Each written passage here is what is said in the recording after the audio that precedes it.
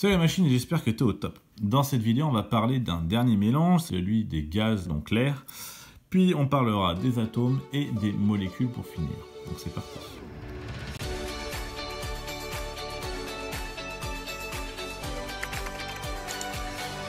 Alors, en quatrième, on voit ou on revoit les mélanges. On voit en particulier un mélange, celui dans lequel nous vivons, l'air. L'air est un mélange de gaz. Alors, il ne faut pas confondre l'air avec un E à la fin et l'air sans E à la fin. L'air avec un E, c'est une surface, et l'air sans E, c'est ce qu'on respire. Et donc, c'est un mélange de gaz avec des proportions assez constantes. Donc, on a dans l'air qu'on respire, hein, l'air de notre planète, 78% de diazote. Et oui. La majeure partie de l'air qu'on respire ne nous est pas utile à nous.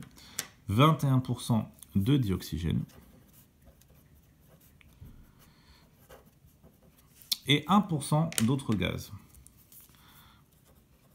Alors dans ces autres gaz, on va retrouver notamment du CO2, de l'H2O, de l'eau sous forme de vapeur, mais aussi de l'hélium, du néon, de l'argon et un peu de krypton.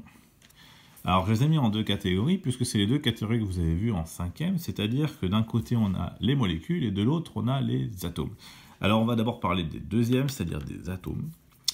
Les atomes donc ce sont des particules, ça a été vu en cinquième, d'environ 100 picomètres, c'est-à-dire 10 puissance moins 10 mètres. Pour se donner une idée, il faut 10 milliards d'atomes mis côte à côte pour faire 1 mètre. Alors ces atomes, on va les différencier parce que chaque atome va avoir son propre symbole chimique. Alors ici, j'en ai mis des symboles chimiques, hélium, néon, argon, krypton. Si on voit un peu la logique, en fait, le symbole chimique d'un atome, c'est sa première lettre, la première lettre du nom. Alors la première lettre du nom, en latin, alors bon, nous on a de la chance parce que le français c'est assez proche du latin. Donc la plupart des atomes ont la première lettre qui correspond aussi au nom en français, comme l'hydrogène, comme le carbone, etc. Alors si la première lettre elle est déjà prise, ça peut arriver, comme l'hydrogène qui a grand H, et l'hélium, lui, du coup, doit utiliser une deuxième lettre. Et la deuxième lettre, elle est en minuscule. Souvent, c'est la deuxième lettre du nom, mais si elle est déjà prise, on va utiliser la troisième et peut-être même une lettre plus loin. Donc j'ai pris un exemple avec le C, qui est très très utilisé dans l'explication. On a ici par exemple, C c'est le carbone, mais Ca c'est le calcium, et puis on a le cobalt, c'est O. On a le cuivre, le césium, le chrome, mais aussi le chlore. Et il n'est pas impossible que j'en ai oublié d'autres. Donc vraiment une grosse variété de C, ce qui fait que toutes les lettres ne sont pas représentées dans l'alphabet. Toutes les lettres de l'alphabet ne sont pas représentées dans les atomes.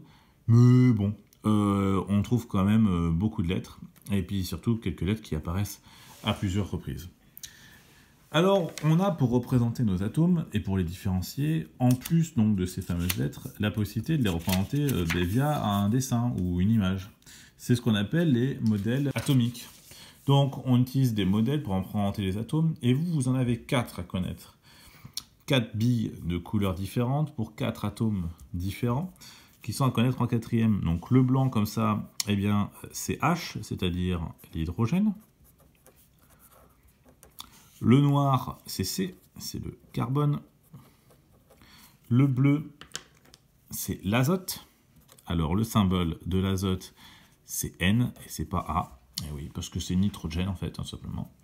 Et le rouge, c'est l'oxygène, de symbole O. Assez facile. Et une fois que vous avez tous ces modèles, vous allez pouvoir former ce qu'on appelle des molécules. Une molécule, c'est ni plus ni moins qu'un assemblage d'atomes. C'est des atomes qui sont assemblés les uns aux autres.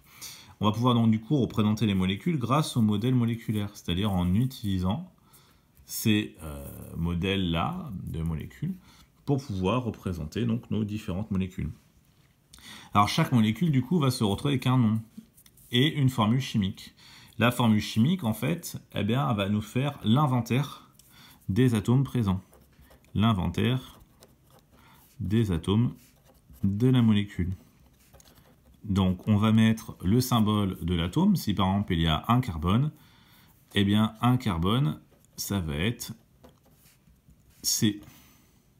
Si on a, je sais pas, par exemple, 4 chlore,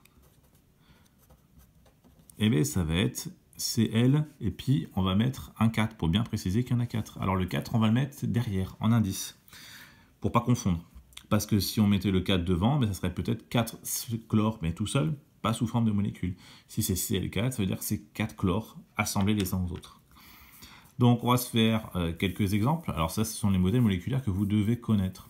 Et oui, parce qu'il y a quand même quelques modèles moléculaires à connaître en quatrième. Donc ils sont au nombre de 5. Il y en a 2 qui sont assez fréquents. Donc le premier, eh bien, on compte.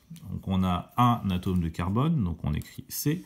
On pourrait écrire C1, mais bon, ce sera un petit peu lourd.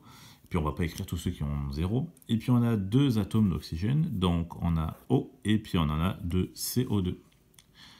On a pareil, alors si on regarde la suivante, donc ça c'est le dioxyde de carbone. Hein. Dioxyde, 2 oxydes de carbone. Ici, on a 2 hydrogènes, 1 oxygène, vous l'avez déjà vu. Donc 2 hydrogènes H2, 1 oxygène O, bah, c'est l'eau. Le suivant, 2 oxygènes, eh bien, on va simplement écrire O2. Ensuite, on a 2 azotes, eh bien, on va écrire N2. Et puis 2 hydrogènes, eh bien, on va écrire H2. Voilà. Bon, j'écris pas en blanc parce que sinon ça se verrait pas trop. Donc voilà pour cette vidéo sur les atomes et les molécules et la composition de l'air en quatrième. Et on se retrouve bientôt sur une autre prochaine vidéo.